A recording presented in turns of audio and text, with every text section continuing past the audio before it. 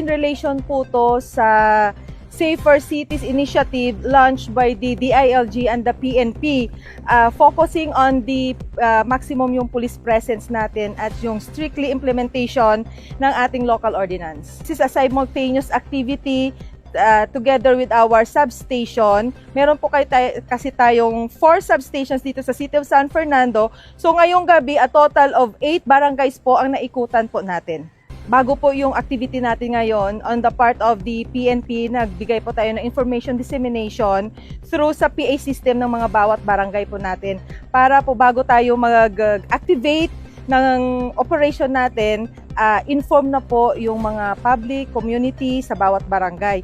Ang isa din po na ginawa po natin is nag-post po tayo ng mga announcements sa social media, sa FB page po natin. Then nag-post na rin po tayo ng announcement sa official group account ng mga barangay secretaries natin.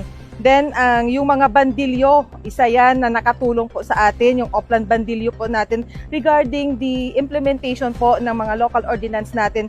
Katulong po natin dito yung si POSCO natin, local government ng City of San Fernando at yung mga barangay officials po natin. Iyang local ordinance po natin, isa po doon yung curfew hours sa mga minors po natin by 10 PM onwards.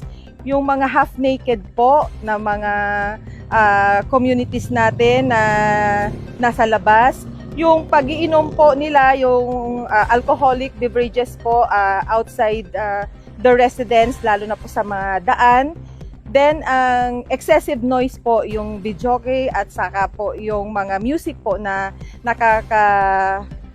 disturb po ng nakatahimikan po. Effective po yung information dissemination natin.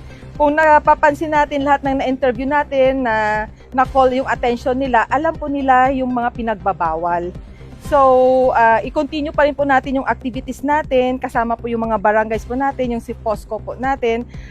Pagpatuloy pa rin po natin yung activity para po makakasanayan at ma-implement talaga natin at ma-sustain yung peace and order dito po sa City of San Fernando.